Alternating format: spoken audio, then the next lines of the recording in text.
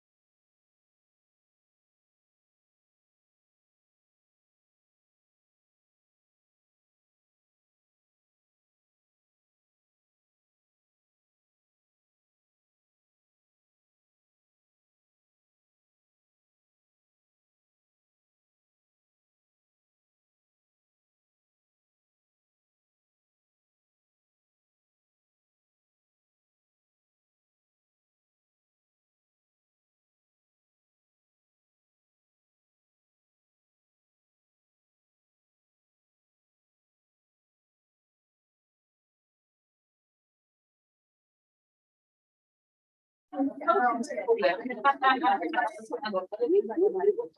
but I want to be able to tell you, but and I didn't want to take. Yeah, but I go the way to get the hell out of it. Yes, so I just need to find out which one. Perfect.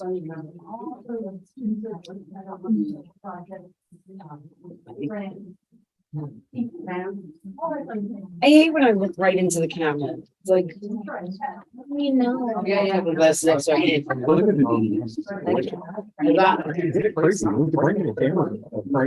a good angle. He's got the angle right. You had to see with the guy from Bay News 9.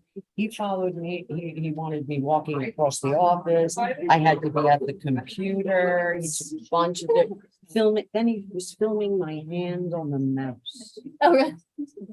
I was like, why are you doing that? He's shaking on that rock. It was very bizarre.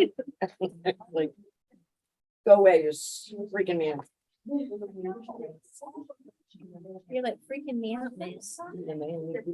He did say that I should look into, he said when I retire, I should look into doing audiobooks because I have golden pipes. Golden.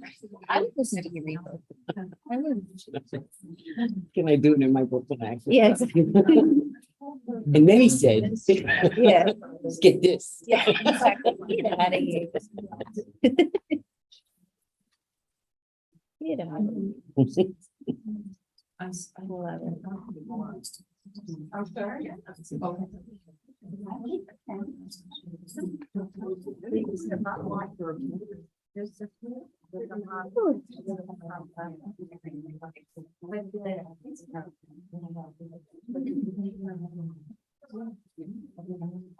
My understanding. Yeah. No, we're gonna do that. Oh, okay. So we're gonna have my computer tonight. I don't have my laptop here. Oh, this is not. That's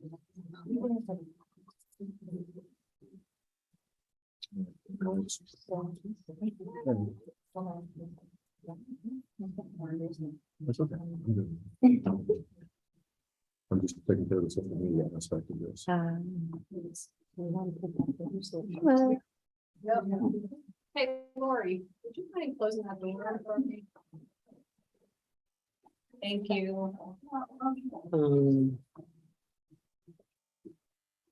Was it on, you can see? Oh, I'm fine. I'm good. I'm good. Yeah, really, it's right up my nose, right? I've been saying that. Because I'm so comfortable with Yeah. that. That's why I took my glasses off. I can't see it anymore. I look great now. Did I tell you? Pop those contacts out and make it feel a whole lot That's better. right. Look how beautiful.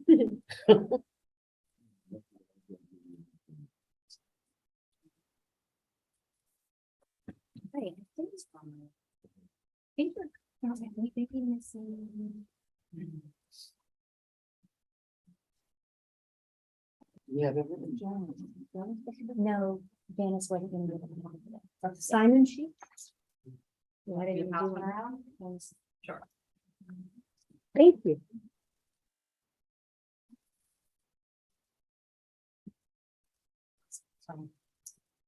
Yeah, Janice was not able to be here tonight. Okay.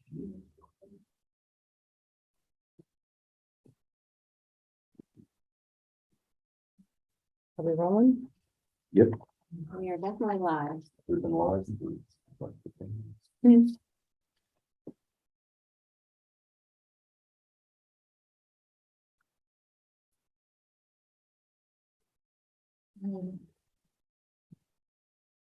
Well, would you introduce her, should I?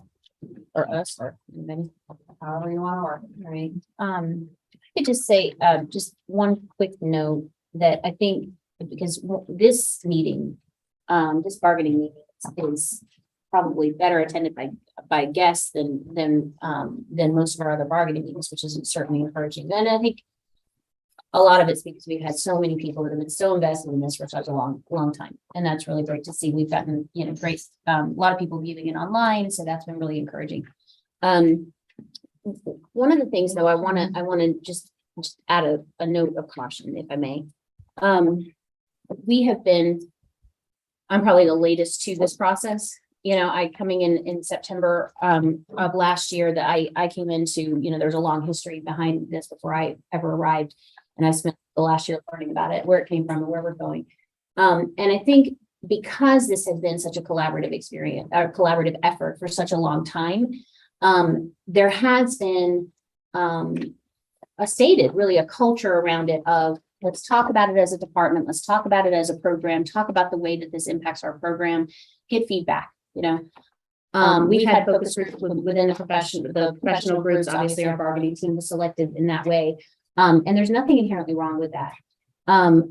Some of the supervisors will come to meet with the professionals or the clinicians, their clinicians in their group afterwards. And that's completely fine. It's not so much about the meeting. It's not so much about having discussions, but it's about what's discussed. And I think, and we have seen, again, but it's not been the only time. Hopefully we can clear that up now. We've heard conversations that have framed this process as an impediment to bargaining, an impediment to settling last year as well as this year. This is not the first time we've heard that, but I do think we need to be very cautious about that.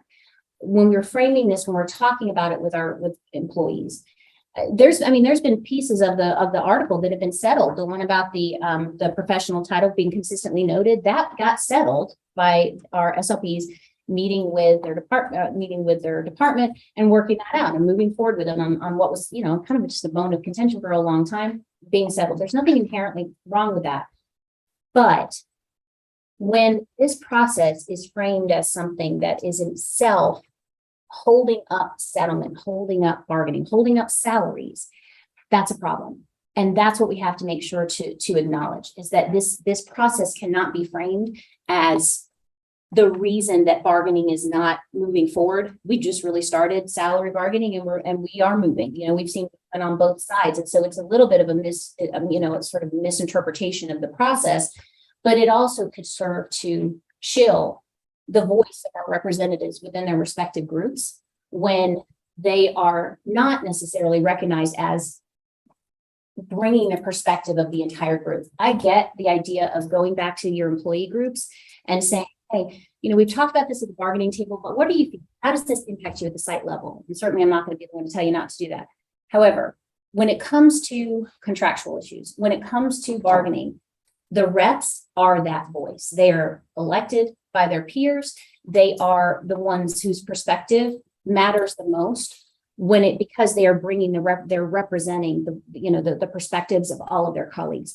So please make sure that when we're having these conversations that you're talking to the reps as the elected representatives and therefore giving the perspective or the giving voice to the concerns of their colleagues. And I would ask that we don't fall into the trap of one feeling is that somehow this process, which has been years in the making, is somehow holding up bargaining, whether it did last year or this year. It's just untrue. And it has the effect of chilling or impeding what we're trying to do here at the table. So I would just ask that we please exercise some caution on that. That it's not been the first time we've heard about it, but I hope that we can move forward without making that issue, error again. And I do recognize there was an issue over the past few days and that had been brought to my attention and brought to the person's attention and has been, I know, follow-up emails have been set and rectified and recognized that. And so we're ready to move forward. Okay, I appreciate that. We always try to recognize that it probably comes from a miscommunication. Right, so we're ready to move bad forward. intent, So, no intent in not reading any intent. I just want to make sure that we're sure. clear on that. Where would we like to start? We had gone to, I think we had gotten through item number 4. And then we want to just pick up with number 5 and 6, because they were both related to duty and planning time.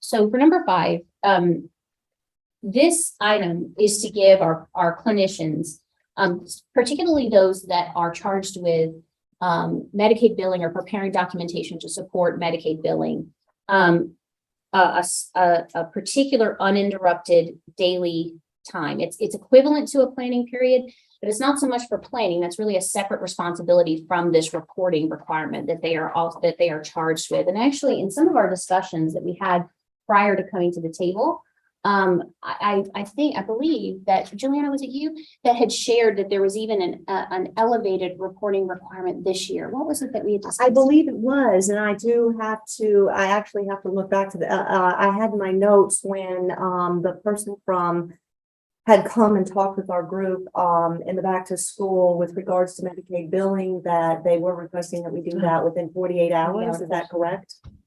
We could confirm it with Mary Ellen Barton. I believe that's what what in my notes that I had taken, that's what I don't want to say that's what they were striving for. I want to say that's what we were asked to make sure we were doing. And I, as far as I know, that comes from Medicaid. Yes, that comes from. Not from me. That's what I thought. That's what I thought you had said, right? And just like, I mean, really just like any of the other documentation that surrounds IPs or Medicaid billing, the responsibility is on the district, of course, to comply, to remain in compliance with that, but we charge, our clinicians are charged with carrying that out, and to put that expectation of that kind of narrow turnaround time, which I understand is not a choice that any one of us necessarily may, on their shoulders, in addition to all of their other responsibilities. I think that highlights. Can I just interrupt for just a Sure. second? We do have our staff that are provided, I believe, 30 minutes of extended time each day, correct? So that's for school psychologists in particular. And that was to be able to allow them to focus more on student contact during the student day and also with an eye to being competitive in the school site. But it's so already being offered 30 minutes of additional time to their day, are already in. I'm sorry, can you clarify for me? Maybe I'm misunderstanding. A longer, so the psychologists in particular work a longer day? They have the option to. They have the work option to out work a 8 day hours. for additional duty. I They're see. authorized to be issued an additional half hour to do, to make it an 8-hour day to accomplish. Situations such as this. Okay. Paid half hour. Okay, so that's related. It's not exactly the same as what we're proposing, but it's certainly What related. are you proposing? You're proposing uninterrupted daily time scheduled by the staff member. I'm reading your latest, sorry. Equivalent to a planning period classroom. So in the same way that at the high school level, and we've acknowledged, I mean, it goes beyond acknowledgement, but we have acknowledged here that the contract applies, all of the provisions of the contract apply to our clinicians. This is specific, even more specific to the work that our clinicians do. They already have planning time. They already have, a preparation or a planning period that equivalent to any instructional staff member at their grade level. Okay. This would be additional time carved out of the day without scheduling meetings, without scheduling any appointments, or schedule of students that would be specifically for Medicaid billing. So you're asked, so let's put it what it means, right? You're saying if they get a 50-minute, 45-minute, or I don't know, 40-minute, I don't know, everybody's 30-minute, yeah. Let's just use 45 minutes. That's just, don't hold me out there in the world. Like, I don't know what your planning period times are. But, so they would have a 45-minute planning, like, as already established in the contract. Mhm. An additional 30 minutes psychologist per day, and now another additional 45 minutes specifically for Medicaid. Is that what you're asking?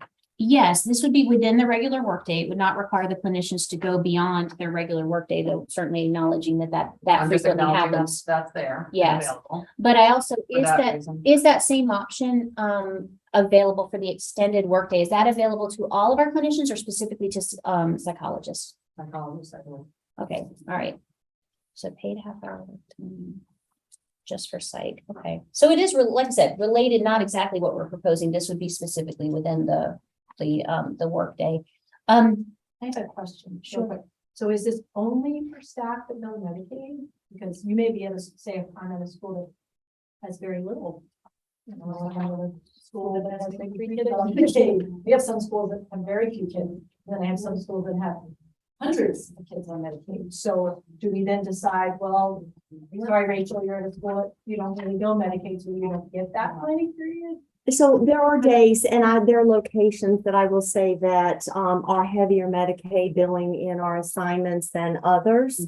And on those days, encourage those that I, rep for and myself. Those days I make sure to carve out that time, whereas my other location, I don't think I have my other assignment, one day of my assignment, I don't think I come across anyone who's Medicaid, so I don't need it on that day. But it does equate back to that SWIMS documentation, those clinical contacts as well.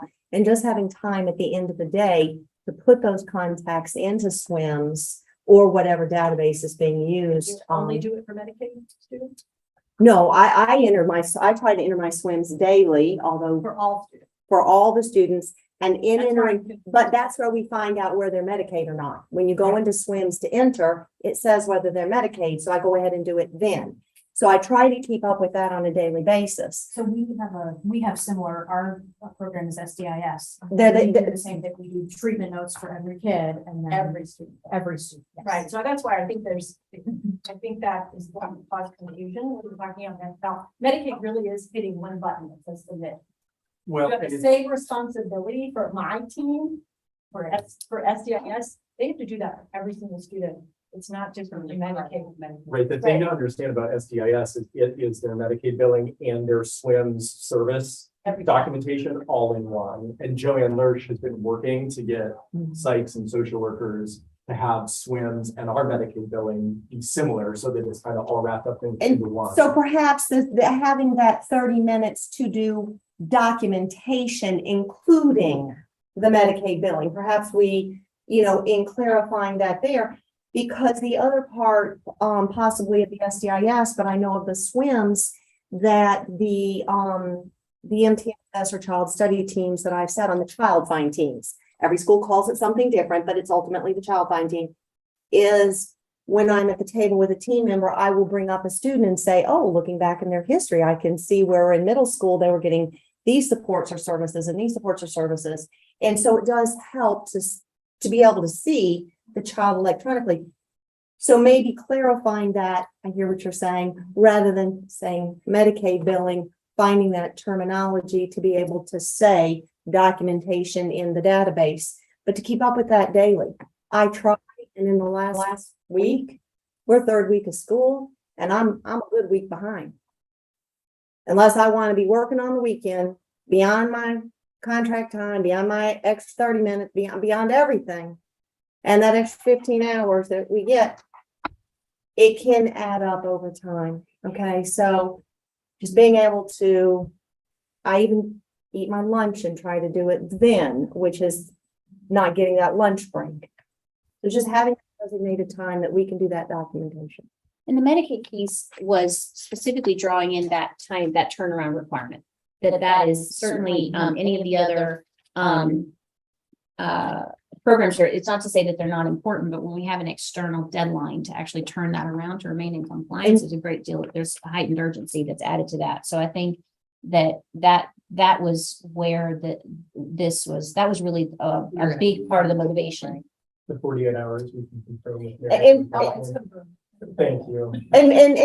And on that, Lindsay, thank you for saying that, because I don't always know who's Medicaid billable until I go into my database to enter their information. And it can change from month to month.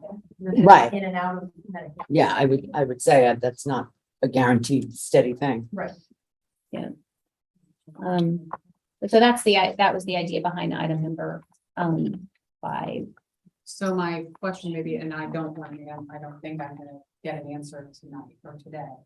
But I'm just doing the math in my head, and again, this is all part of, I recognize, I hear what the concerns are. My flip side would be, okay, so now we're down to about 4.5 or 5 hours available to provide services. If this was all, so again, how does that impact, availability, providing services? And again, I don't even want an answer on that right now, because I know it's just a thought that I was having without being in this position, knowing. So I'm gonna preface that, but okay. No, but you're absolutely right. You're absolutely right. It leaves very, very little time to actually serve students. Number 6 is again related as it comes to time. and the constraints on time.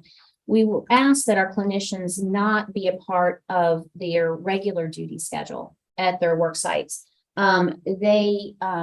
Recognizing that they have the right to decline coverage under the regular instructional contract. I can tell you that when we were even discussing this part of the article, some of the participants in our focus group didn't even know that they had that right. They didn't know that they had the right to have their duty limited to 30 minutes at their sites. They didn't know that they had the right to turn down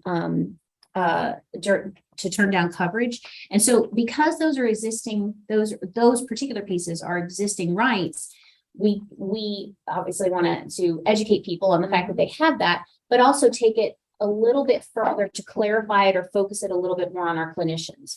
So by removing them from the regular duty schedule, that is not to say an emergency, a student supervision. All of our clinicians, all of our instructional employees all of our employees take very seriously with the most importance, student safety, students, right? However, what we find is that many of our clinicians, what we hear is that they're scheduled for an hour to an hour and a half of lunch duty, or that they are scheduled at the car line in the morning for, half an hour to 45 minutes, car line in the afternoon. They are looked at as the go-to for scheduling duty. And while we recognize that it's difficult to take a classroom teacher out to perform duty when they're supervising 25 kids, that's understandable. But as we've acknowledged, there is already such limited time in the day for our clinicians to actually provide services directly to students that duty limits that time even further, especially when we get down to the case of like an itinerant or someone who is assigned to multiple sites. And of course, if we don't have full employment within these groups, they could be assigned to multiple sites. So this clarifies that to completely remove them from the regular duty schedule. That we ask that they not be regularly requested to volunteer or mandated to cover. The mandate, again, I understand that was a special situation related to COVID, but we ask that they not be requested on a regular basis to do that. That is what we're hearing from our clinicians, is that they don't feel as though they can turn it down. Now, again, they have a right. We try to advise people of their rights and encourage them to stand up for it. But when it becomes the practice, the rule, rather than the exception, they feel as though when they refuse to do that they're not team players, even though the time that they're using is to directly serve students or to complete all of these other responsibilities that are laid on their plates or piled onto their plates. And even further, especially as we know, and there's a lot of questions still outstanding about how our new testing model, our new state testing model is going to go. And I imagine that your perspective over the last couple of weeks could really inform this. We know that our clinicians are often looked at as the easiest or the most available employee to pull to proctor or otherwise administer the test. And we ask that be taken off the plate of our clinicians, that should not be a part of their regular assignment. I know with the association, the National Association of School Counselors, American School Counselor Association, that they specifically recommend, and we'll talk a little bit about this later, that 80% of their time be spent directly serving students and 20% of their time toward other administrative functions, including proctoring. How would you say that lays out for you right now? Schools, we have the class starting next week. Some schools have started this week, and the counselors are heavily involved in testing again. One counselor is going to be proctoring both sessions next week. I'm going to be responsible for troubleshooting, but the school is in testing during that time, so students wouldn't be able to be seen anyway. And I've been a testing coordinator before, so I'm just familiar with the process. So it's we'll see what happens. It's supposed to be, the issue is that it was supposed to be less testing, and we're restarting. It feels like May again. We're starting testing next week. But if I could speak to duty, I had reached out to Valerie last year because there was a time during the year that I was doing duty about 2 hours a day. If one of the other counselors was out, I said, well, somebody's got to cover, so it's got to be you. You have to cover for them. Plus, we had morning and afternoon duty, lunch, and then again, like I said, lunch duties every day, which is a half hour, and that's fine. But then when someone else is out, we're expected to cover.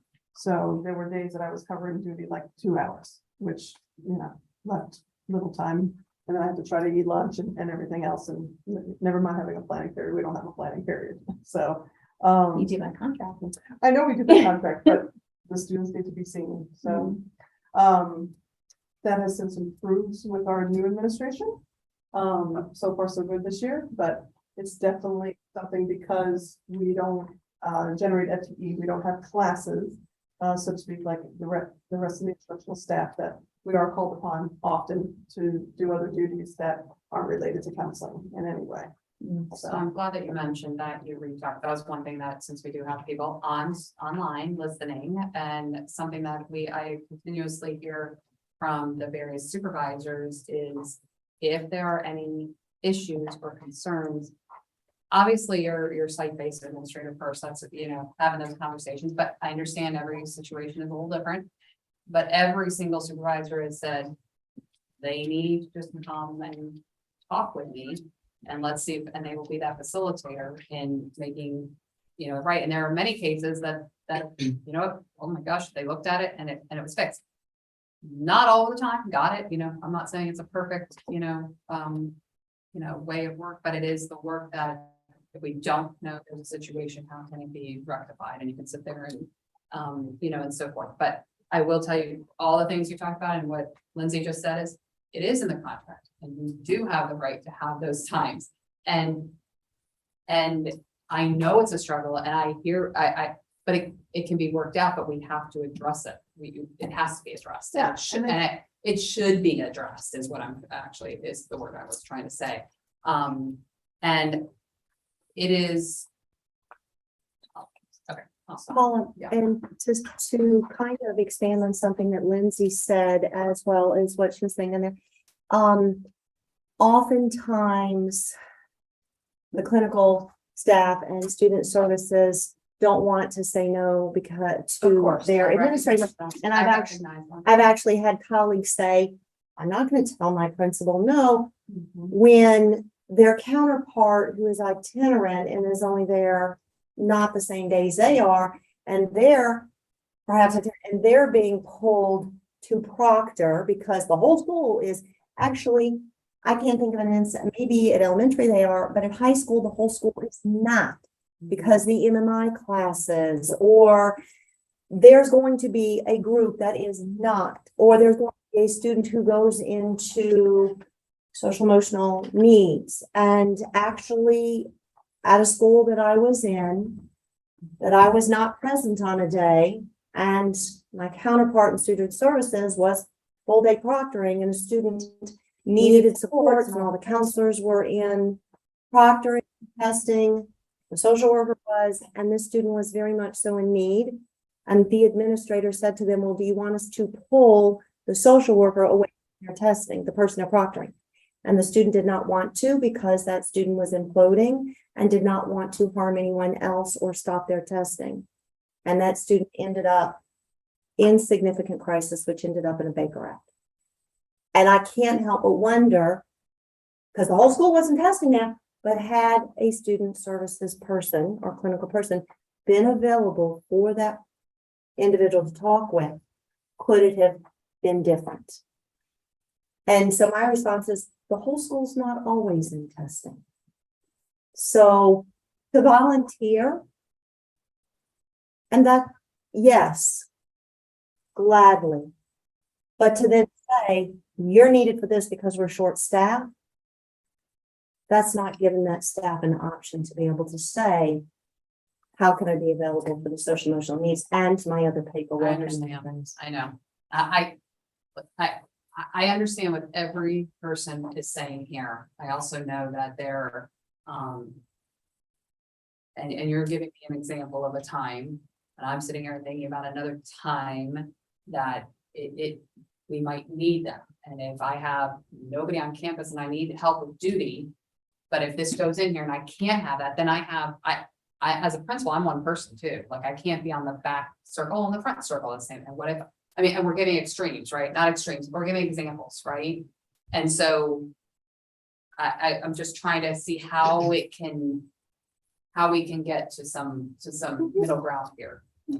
The always, and the never, just, we're- Limitation. It's a It- good it point. doesn't, I have talked to psychologists who are concerned if all of these groups were tomorrow, that said none of us do duty, that it would significantly impact the way the school functions to a degree that like concerns them when you ask them about it, right? And they recognize that and they have concerns for, like you said, the legitimate concerns around student supervision and safety, but also those staff that are then not a part of this, but might still also be sort of non-classroom people, like instructional coaches, MTSS coaches, behavior specialists, because there's still gonna be need. Like principals, I think in most cases, what we're finding is principals ask for this because they see a need for their kids. Just making sure. So did you say that when you're getting those concerns from principals or psychologists? Which concerns? The concerns you shared about how would, to paraphrase, how that it could pose. Psychologists, right. Okay, so again, I just want to kind of come back to that same point about our psychologist representative is here representing the voice of the psychologist at the table. Yeah, So when What if our reps had that concern the reps, when you meant. during the rep? and I can understand the reps sharing with you, but we're talking about bargaining. He's the representative for the psychologist at this table. So when she's saying, this is why this is so important, this is the driver, this perspective is the driver of this conversation as it relates to psychologists. There you go. I heard you say too, it's okay to go back and like talk to their staff, right? It is okay, it is okay, Is but it okay for me to share what they tell me?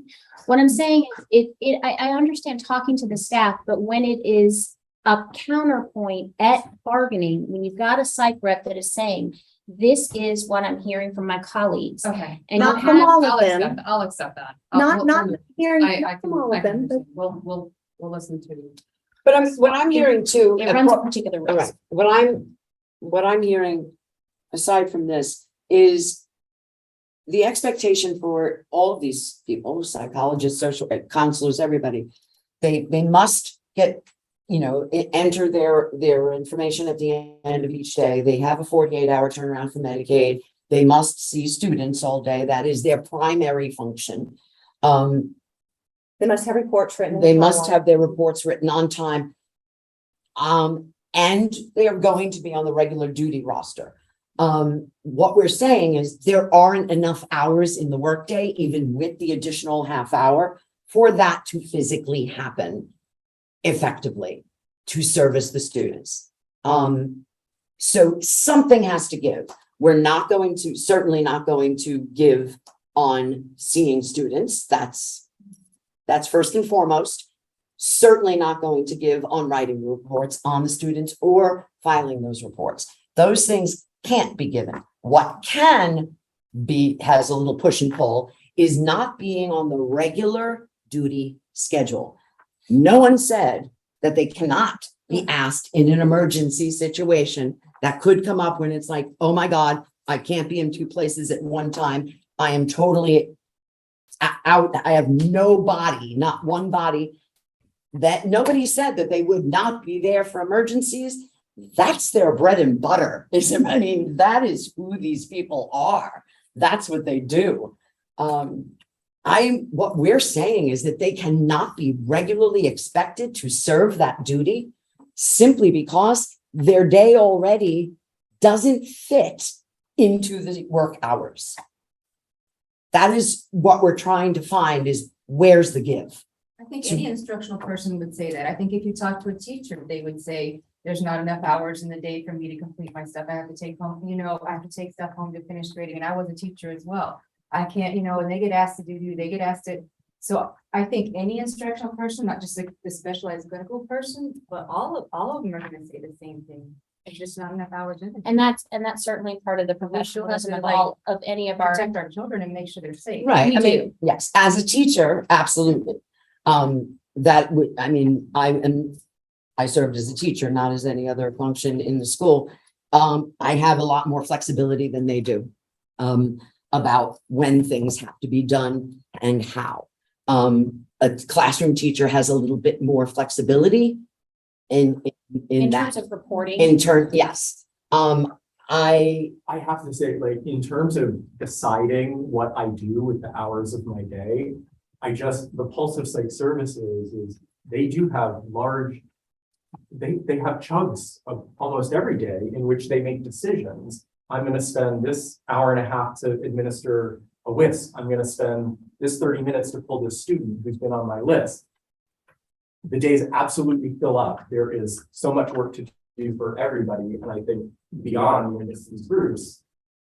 But as far as sort of the flexibility to say, and this kind of goes back more to like the planning and the Medicaid time more than duty. Duty's a serious issue that, you know, it comes up for a handful of people every year.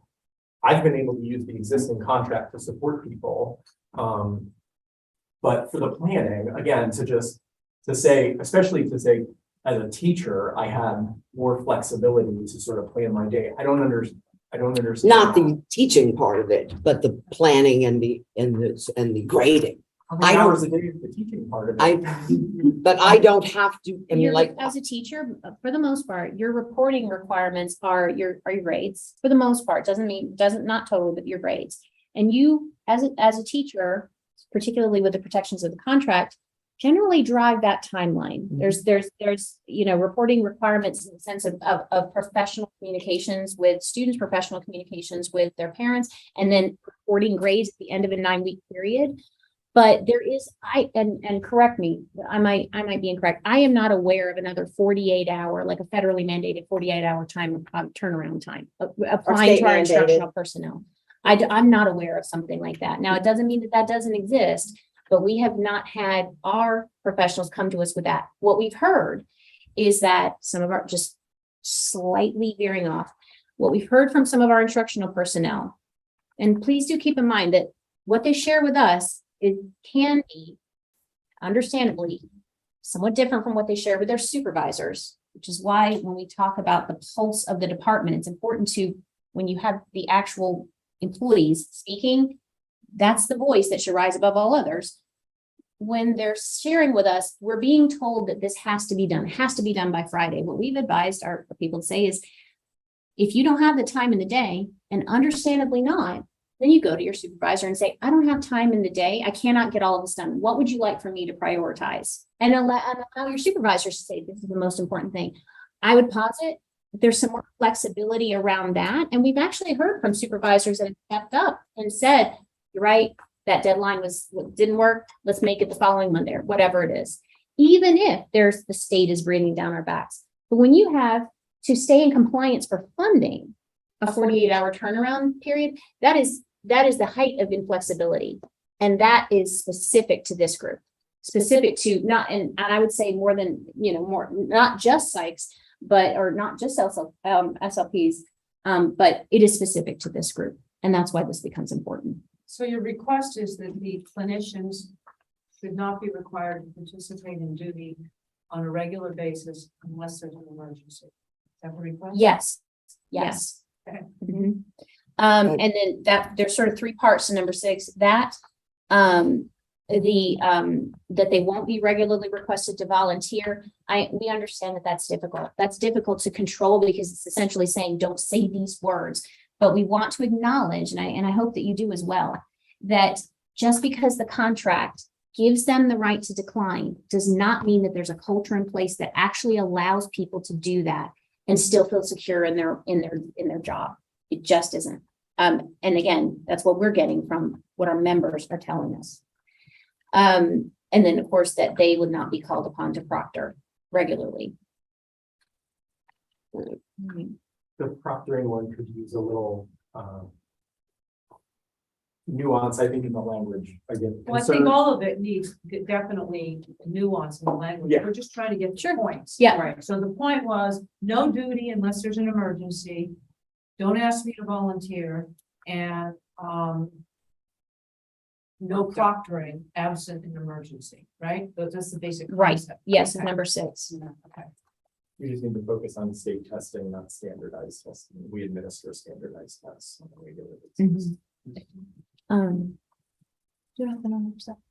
Hmm? Do you want me to keep going? Yeah, Number sure, 7? sure. Okay. You guys, well, you work with them to All right, structure the I'll keep article. moving on number 7. And this is shifting gears somewhat and I think that this is really where our, we'll need the different groups to weigh in on what applies to them specifically.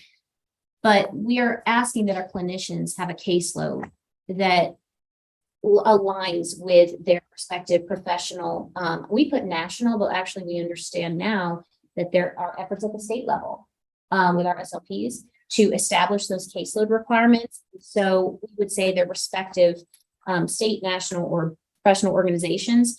Each one of those organizations makes a recommendation on what is considered to be I don't even know if they've rested on ideal caseload, even a workable caseload. But what we're hearing from our clinicians is that this goes entirely past what they're being charged with doing, goes entirely past what is considered professionally possible according to their own professional organizations. Do you want to talk about that? Because the next step goes to virtual. Do you want to tell a little bit about your experience? Do you want to talk about your 2 high schools? That's one.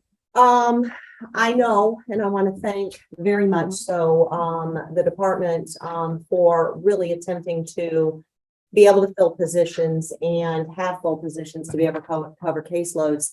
And I know at our elementary level that, psychology caseloads are closer to that national average. The model traditionally is though at the secondary level to, hold 2 high schools. And even 1 high school, because I think our smallest high schools are about 1,1700, and our largest high schools can cap at around 22 to 2,400. I'm sorry, wait a minute. Can you repeat again your? The high schools in the district. What is our smallest high school in the district? 900. Okay, I'm sorry, 900. That's why that's a big difference. So It I thought is. that's what you said, but It is. Clarify. And I apologize for not knowing all of the high school numbers. The high schools, though, I have worked with have traditionally been around 16 to 1,700, up to 2,200 times. And even just being in 1 high school of 1,700, that's still above the national, what the National Organization of School Psychology says as high school being 1 to 700. And to have a model that you're covering 2 high schools, 2.5 days, if just being in 1 5 days a week is not even close, and doing the comprehensive model of service delivery, that excellence that our psychologists who hold our in the NCSP strive for, and a very large percentage of our department does hold that national certification and strives for that comprehensive model, service delivery model. It is a struggle if we were 5 days a week. So to have 2 high schools, that is a 3,600, 1 psychologist for 3,600 or 1 psychologist to close to 4,000 students. And that it's tough to be preventative, it's tough to be proactive, and just keeping up with the caseloads and the casework. How are we, I mean, how many are we down in psych? Well, I believe, Mr. Kelly, you said that we are full or close to full. We're close. Close to We're full. at about 3 right now. We have for the coverage situation you're doing right now. There's somebody who's existed in hiring in. But even that coverage has That's lasted good. about a week or 2 is what that has lasted. Even I agree, high schools are really big. if We we're have full, another, Okay, let me see. we have another vacancy pending. But someone's already been hired in to help take that over. So as that person's leaving, we've got somebody coming in. So there'll still be 2 vacancies left after that in psych services. That's just a constant thing to go after. I guess to the question of like sort of what's the ask here. This is a really important one for me because I get like I want to continue to make our ratio better. I appreciate that we've been able to use things like mental health money to increase for psych services units. Declining student enrollment helps that in a different direction, but to say I have a concern, immediately we said all psychologists will have a national recommended ratio of 1 psych for every 500 students. 700 at high school level. They say 5 to 7. Yeah. So most people go to the lower end because that's where they're going. But that would result in I guess having to take money from somewhere to give a bunch of units to psych services, when I currently have 2 vacancies, like, it's constant work to keep full, that's correct, and we can improve ratios, we've done When that. you over the get years. full, Mhm. then you come and you talk. to the- That's exactly what I And do. last year, and to that end, last year, and this is what I would want to know, how many of our new hires every year don't make it or leave? Because last year, I know we had 2 new hires that were both gone by mid-year or shortly after for better working conditions. Well, of course, and and that I think you deal with this all the time, a lot of the People time. come and go for all sorts of Various reasons. I would need to understand, and we could talk more about. like, And, those and Individuals or the cases you have in mind, because I would want to talk more about that. The past couple of years, I think we've seen more churn, like every sector and department has. I don't have the exact percentage of the number of new hires that started this gone through the year. There were a couple that bowed out during the year. It was probably. and I do, Just a little specificity here. Do the national organizations have a, yes. what is that? Do we have that? They're all different.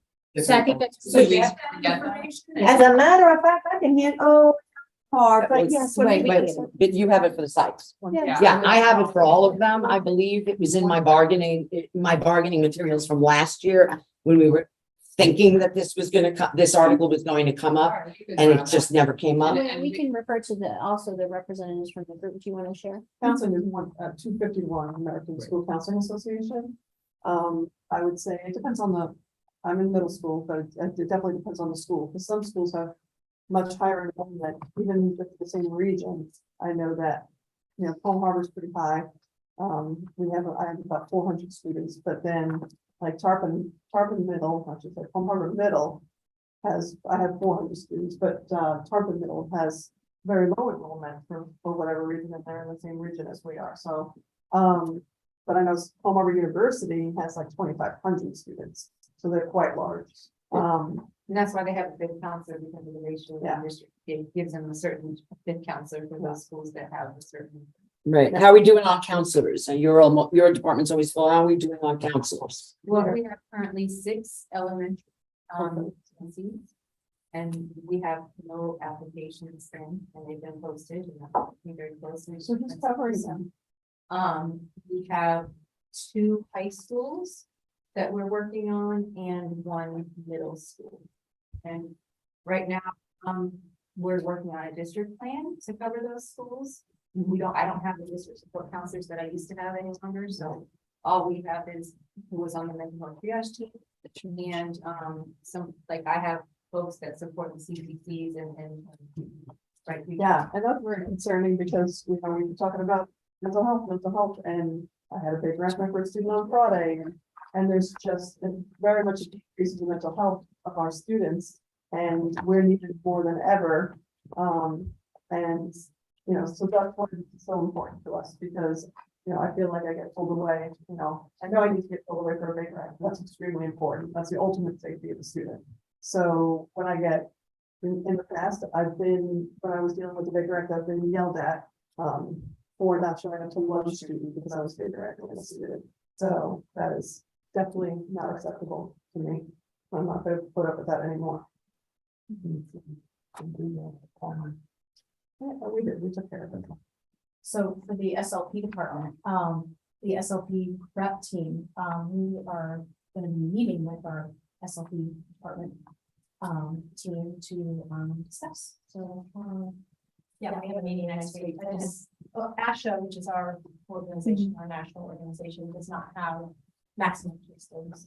For SLP, we use a workload caseload model. We have a formula for every school that has units, so that we make sure that it's equitable ratio at a school that has units for students with higher needs. So we would not expect her caseload to be as high at a school that maybe just has, all gen ed students. So Rachel, can you tell me what your caseload is right now? Yeah, so we have 2.5 SLPs at our school, and we have 4 ASD units, with one of those being pre-K, and then 3 other pre-K blended units. So we have 2 full-time SLPs, and we have between like 40 and 45. And then you have the part-time that picks up And some of those could be consults, so we have how many typically direct. Yeah, so we think about the students, you want to make sure you're calculating, so that's very important. You have to know how many students get direct services, but you also need to know how many minutes they receive. So that's why we don't use a caseload model, because if you based it on a caseload, Rachel may have 60 kids, but she only sees them 30 minutes a week. Right. And I have 30 kids, and they're getting 90 minutes. a week. Mhm. So it would look like, oh, Right. Lisa has way too many. And that's students. right, that- And that's depending on those special. That's what they were Special taught, right. needs. There was, yes, there was conversation about the fact that the state is working on how to, you know, It's very, very different. yes, the But we state do- is actually looking Yes. rather than the national, the state is looking to work that out Right. on how to, And that's exactly what we do, use a workload caseload model. We just actually surveyed all the SLPs and we've gotten about half of them back. They tell us exactly how many direct students do you have, how many consult students do you have, what kind of units do you have, which we know. And we already have that factored into a spreadsheet, comes up with a number of exactly, and we call them. If I've got somebody that's getting high and I say, hey, what do you need? Somebody may say, I just need help with evaluation. And I send somebody in to help with evaluation because maybe their case was a little smaller, so I think we have a good system. Yeah, yes, and we're gonna be collaborating Yes. more about that. So I know It's it's, just I'll impossible share. to put it down in a number, like. this Right. Other organization. yeah, it's My different. It's a understanding different- though is that the state organization is working on a model, correct? Is that correct? The Florida From Blackstone? Yeah, I think the they state were, yeah. organization is working on developing a Right, model is from it- what I understand. Yeah, and who knows when. And I'm sure it'll be very similar to Florida. Could very well be. I do want to bring in just a quick note and it's again, it's not to villainize anybody who working and who's supervising the departments that wants to work with their employees. It's certainly not to villainize, but I've understood that I'm aware of the workload. The workload caseload difference and the survey that went out. I have just as a union rep, heard from SLPs that shared concerns about that they were concerned about even filling out the survey. And I know that you said that you're at about half, but I understand that this has been running since last year, maybe. No, this is brand new, this went out. Okay, so maybe I'm thinking of a Yeah. different survey that they were referring to. I thought it sounded similar to what you're describing. No, but- we do it every year. Okay, That's the only way I'm so gonna maybe find out. that's- So maybe it was last year's I as mean, well. because I can only, if I pull your P2 list, which is Right. the list in focus, it's not gonna tell me all the information, so I need them to tell me, that's the only way I Yeah. can support you. And I've got tons of notes on And we, comments. and we tried about to, some of these things. we try to make it very clear to any of our members that you can't, don't stop, stifle your voice for fear of what could happen. We will work out things. That's the whole reason to be in a union is so that you can do your job, you can be honest, you can be, you can stand up for your rights and have that protection. But I will say that some SLPs have shared with me that they felt as though that the survey, if not that it was being used, but that it could be used as sort of a gotcha. I'm certainly not implying that that's the intent, but I will share again, in the context of the fact that people are speaking as employees to their supervisors, that there could be some trepidation there. We have to be aware of what those results show. Right. So and we that's just have something to- that was told to me. That's information that we have to have or we can help them. Mhm. So. And I think this is good, that the PCTA SLP rep team will be collaborating. Mhm. Absolutely. Absolutely. And unfortunately, and Janice, our LCSW, is not able to be here today. I do know that she has shared, and we'll bring that at a later meeting, but she has shared some concerns about serving on the triage, the fact that our LCSWs are charged with Baker Acts. And their service on the triage team, because she has some experience with that. So when she's here, we can get more details to that. I know that we're trying to get through the last couple of items. A and B under 7 refer to, both of them refer to therapeutic interventions for outside of their site assignments. Our clinicians would ask that they not be charged with providing virtual interventions in addition to their site-based assignments. And what that would require under B is that they would only be charged with providing services to the students that are physically assigned to that site. And that if there were exceptions, it would be those clinicians that are specifically assigned to Pinellas Virtual or to Hospital Homebound, that those caseloads would be considered distinct. Yeah. The virtual would Yeah. probably be Yeah, And it's some of already the on. students, you have a person in there. Right, right. So that, and I think that this, and in this way, I think that this is something that is already ongoing, because we've had some discussions about this. I remember those discussions last year, that they would not be asked to provide that, virtual intervention, and that those would be reserved specifically for Pinnell's Virtual Hospital Homebound. This is really what number 7 is about. And right currently, one therapist that's providing one student that she had last year and she chose to continue. Mhm. Other than that, I have a full-time therapist that's doing Pinnell's virtual, and then we have therapists that's their task. Perfect. They don't have, nobody has full-time hospital homebound because we have a big county, so we don't want someone to be like, oh, I've got to go from Tarpon to, the Lakewood area. Mhm. So we do it more by location. So people that their caseload is lower and we say, hey, would you like to pick up a hospital? Because not everybody's comfortable with hospital homebound students as well. So we always ask. We never force anyone to do hospital homebound. And so let me just make sure I understand. For 7B, you're saying that there are no SLPs at least assigned to hospital homebound. There are Am I missing? therapists that don't, we have no full-time therapists assigned to hospital homebound. I have a therapist that does high school. So obviously the caseload is very, very small in high school. So she has some hospital homebound students. She sees North County. And then I have an elementary SLP that picks up a few hospital homebound students. But they do it, it's part of their work day. Right, they don't do it virtually. They actually go into the home and that's part of their, their schedule. So it's like having another school. Your assignment is you're an itinerant therapist. We have 150 therapists. So not all of them are going to be full-time therapists in the school. They're going to be providing services. So I think that this part of the proposal really speaks to that arrangement. That it's the idea of having an itinerant schedule that would be between hospital homebound and a site. And I haven't had anybody. So I would have to, we don't force anybody to do hospital homebound. So if somebody said to me, I'm not comfortable doing hospital homebound, they're going to get hospital homebound. So I need some clarification. Is Okay. it the virtual component or is it the assignment component? I'm not sure that's clear, because I thought that the item was providing virtual therapy. Yeah. So that This- to me is a this- little different than you are assigned to, because if you treat it like a school, assigned to a school in person So that we- versus virtual. In all of these points, I think the 3 parts of it are that you've got the caseload that's driven by recommendations from the national, or rather state, national, the professional organizations that are assigned clinicians provide either in person to their assigned sites or virtual therapeutic interventions if they're assigned to something like Florida or Pinnell's Virtual.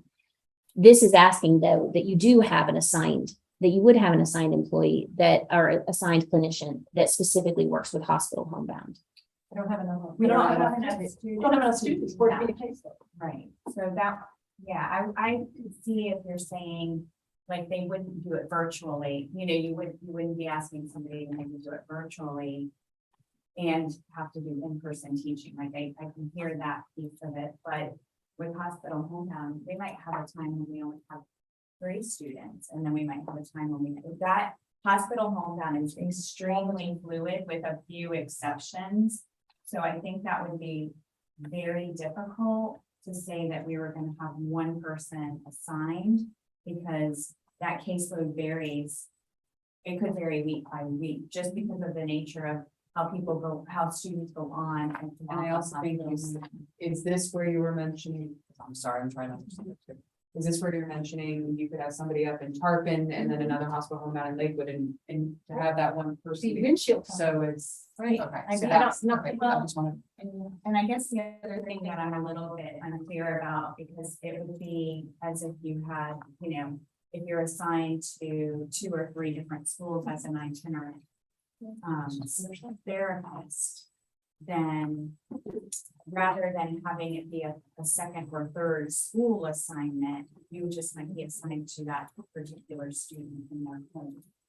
So that's the difference. I think we would want to talk a little more about that, just because of the nature of. Let's how talk- Different. that And again, I think that we specifically focus, a lot of the conversations been on the SLPs, but there could be other, you might not necessarily, the hospital home health might have more of a presence with another clinician group. So we definitely could have more discussion about that. And again, I'm sorry to turbo through, but I know we're trying to get to all the items. We are asking as well in number 8 that the clinicians assigned to serve students in our tiered schools have the option of exempting, of not working the additional time past the 7.5-hour instructional day. The reason being is that our clinicians, our psychologists, our SLPs, and our social workers are centrally assigned, and that they could be assigned to a tiered school and not have the same choice that our other members of the instructional bargaining unit might have. But yet there, and beyond the fact that that it might not be the right assignment for them, might not be the assignment that they would have chosen, it does press upon their time more than they might have at another assignment. So we would ask that our staff that are assigned, not just interview and apply, but assigned to the tier schools, don't have the not be required to work beyond that 7.5-hour day. Yeah, it's already in Article 48. Sorry, It's could only you, classroom teachers that are So required to do additional that. applies to, so I did not bring, I told you about topic being worked on, so I don't have it in front. I believe that Article 48 applies to teachers, classroom teachers at the site.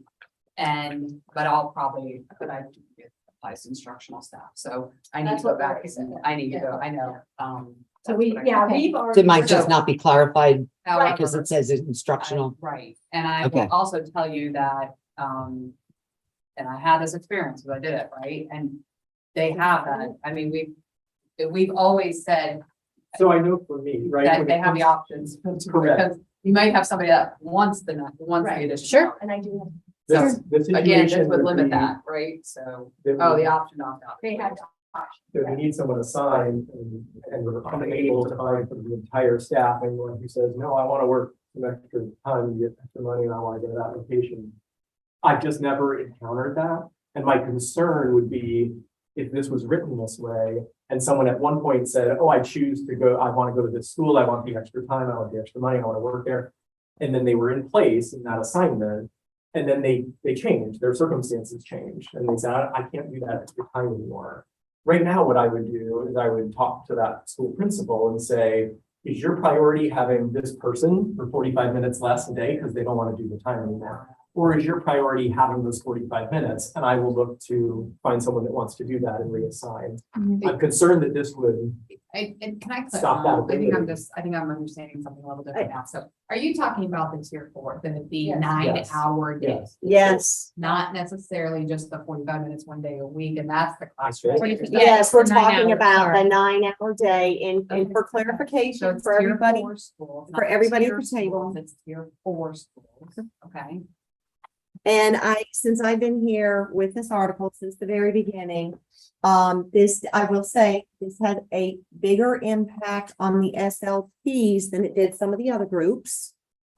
Because in this critical shortage world, several of the not just several, not to speak for SLPs, but a large number of the SLPs, when we began with this and continued through the surveys, had private practice and could make substantially more per hour, Yes. and said, why would they work that extra 1 hour when they could go to private practice? The same with a handful of school psychologists who periodically an ebb and flow. And whether that handful is still with us or the ones that are with us in private practice, but that was because after the school hour, after the standard day, that's what this was about. And it has changed. You were correct at the beginning, because I know Paul and I even talked about it in her school. Back in the day when it first started, that was the way it was done. Now it is your option. Yeah. So they do have the option, and I have plenty of therapists at like tier 4 schools that do not do. And again, the longer day. it has evolved as well because we know with the tier 4 schools, the student hours started at 7.5 hours, then it was reduced to 7.25 hours, now 7 hours.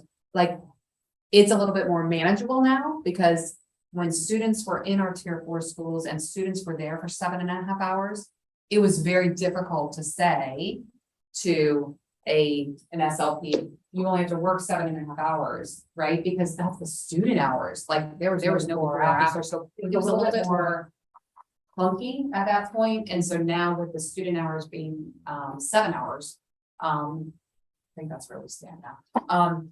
It's a little bit more manageable to do a work of a 7.25, right? You know what I'm saying? Yes. We just were, okay. Okay, so for number All 8. right. And I think, again, the real crux of this is that it's centrally assigned. You are going to have clinicians that are, because we use that term so broadly, but you are going to have those that apply, and that's the school that they've chosen. When it's beyond their, and it's not to say that supervisors don't work with their staff to, to survey where would you like to work. I get that, but ultimately, like you said, could we end up in a situation where we don't have anyone else to work and we need someone and that person has to be assigned? That is understandable. We're not always going to get the assignment that we want, and our clinicians understand that. But when it's something as essential as a part of a term or condition of employment as the workday, particularly when there's these opportunities for additional billing outside the workday, that can be a challenge. Well, we are it's not to hopefully say it's going to just be keeping our 5 schools in tier 4, and hopefully we will not have any other schools Yeah. getting into that. So I'm hoping that this will. yes. Will Hopefully, move it's a along. So limited I'm impact. going to keep, I really do, I know, 5:15, if we can do 5 more minutes, I do. Absolutely, And I I apologize, agree. some people have back to school night tonight. So Yep, that's where all of our absolutely. people are heading off. I agree. Let's look at number 9. Number 10 we understood was already We're settled good. Number 9. regarding the Yep. SOPs.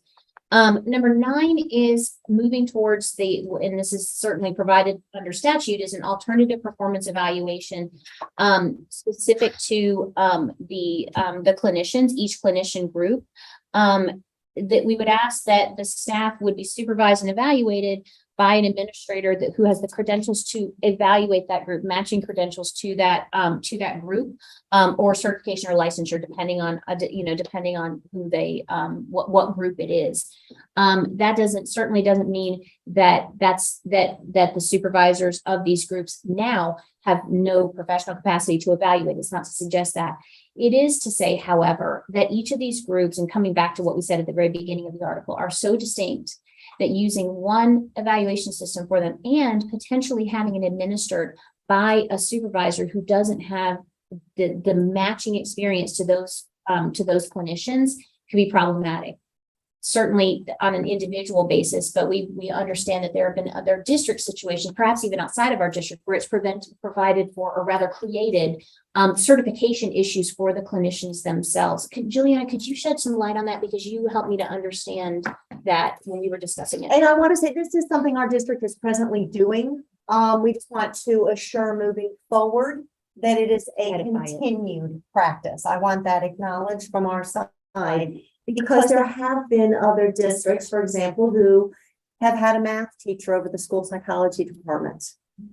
And then went on to have an SLP over the school psychology department, much closer to what a school psychologist does and much better in understanding. Yes, and they did join their union and are moving toward having someone with those similar credentials. So it's having that person who understands, who holds that Department of Education criteria certification and qualifies for that. Because if somebody who was a math teacher also had a double certification, met the criteria for school psychology, then certainly they would have gone through all the training and have met that and understood. That's all. And How so did it impact your specific, you brought up an example though about how it mattered to certificate to your national or state or national certification, who you were evaluated by. it wasn't just the school psychologist, yes. it was some of the groups, and I thought it was, I'm trying to remember who, and all the And discussion it could with be everybody at the Janet, table, right? that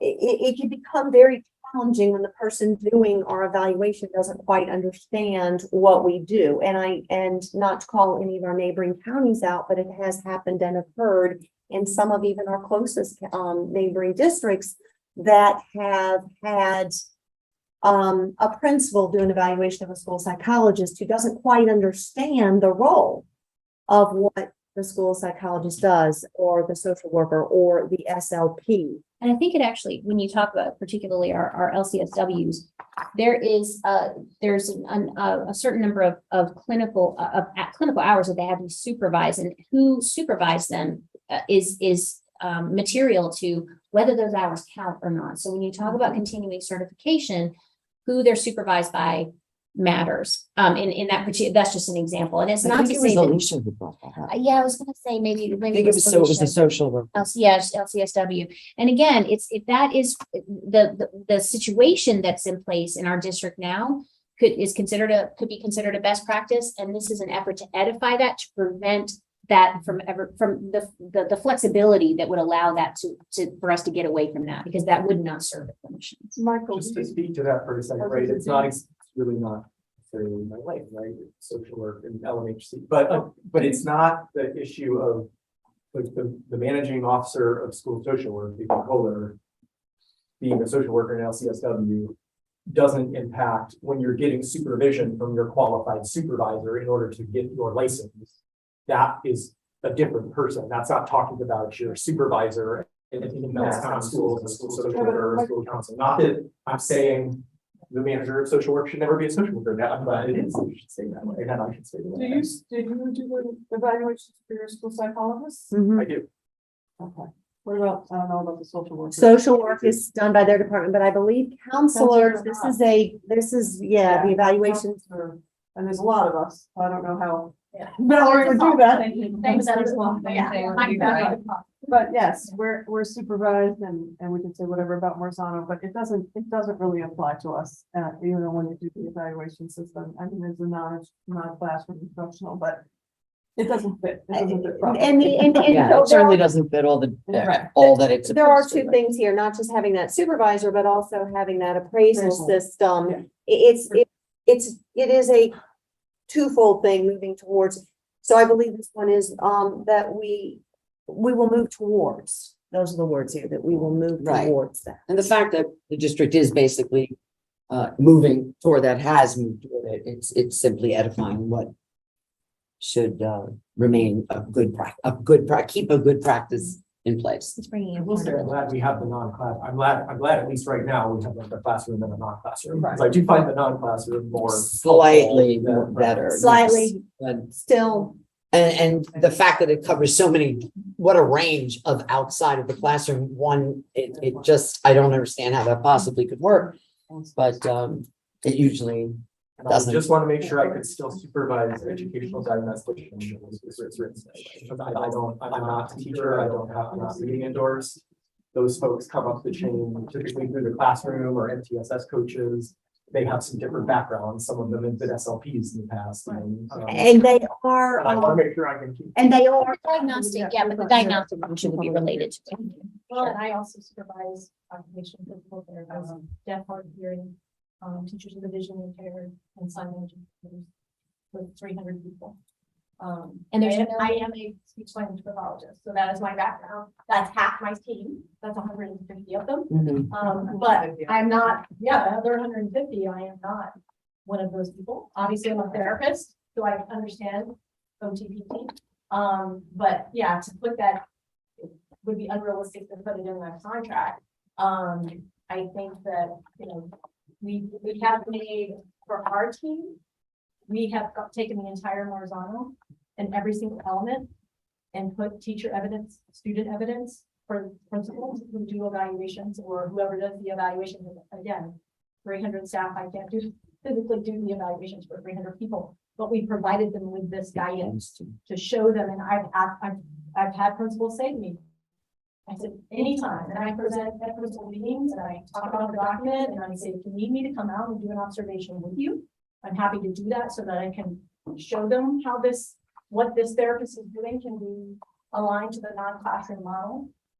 So I believe that we have tried to make every effort to make it a document friendly to say, this is what I would expect a therapist to do under this horizontal element. So, So, you know, we can share that with you. Question about that, and again, I know we'll come back for additional discussion, but it does raise a question about how that's done at the site level. I'm wondering about, observing,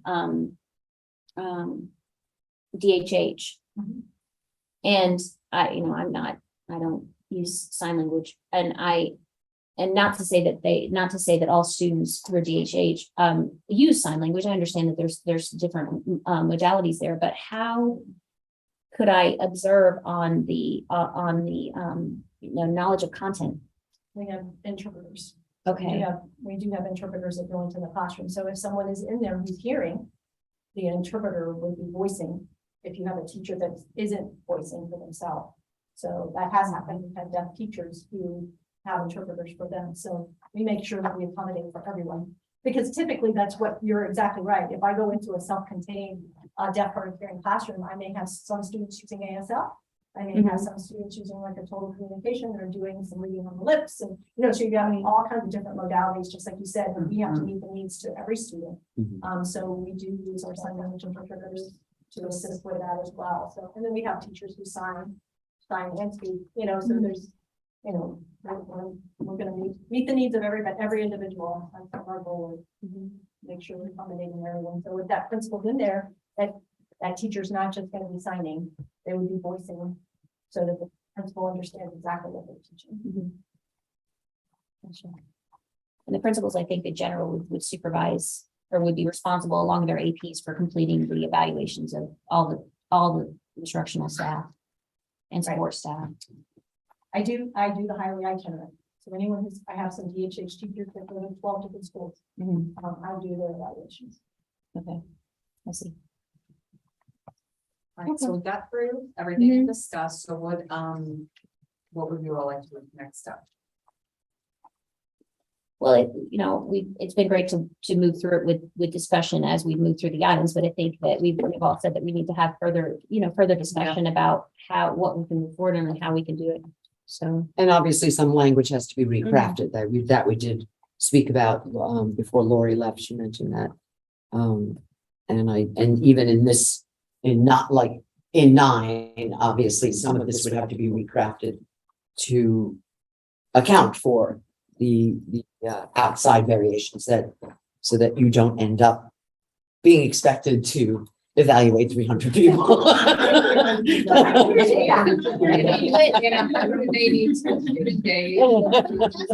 honestly, it doesn't Not in the first 30 days, well, I'm not at the. It's gonna be real rough. I don't know how you're gonna manage It it. would be rough, but it also doesn't preclude, again, this is the goal that we're working towards. This doesn't mean that you wouldn't need additional support within your department to be able to have someone that is specific to that professional, evaluating all those professionals.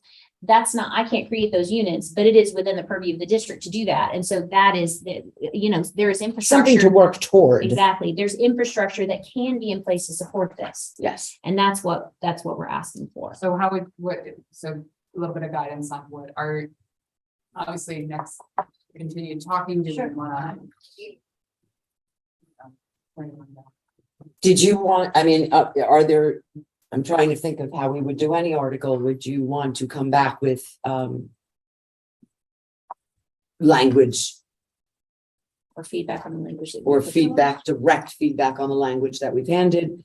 The way we've done any other article where we get either a rewritten section or Sure, we'll come back with something. that's just one way of handling it, since that's usually how we handle language. Yeah. Or even just anyone's feedback on language that specifically affects your groups. That would be helpful for us to do rewriting ourselves.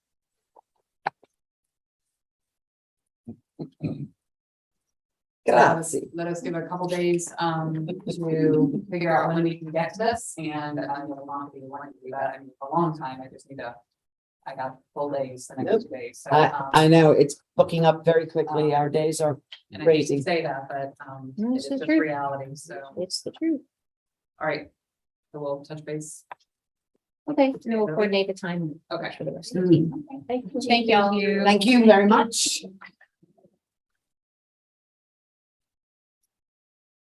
Bring a pen out. Excuse me. No. Is that the sign in? I think. I don't know where- I hear this observer sign, the observer sign, can observer sign. it? No, it's just a It's T. president of the session. Thank you. She- Yeah.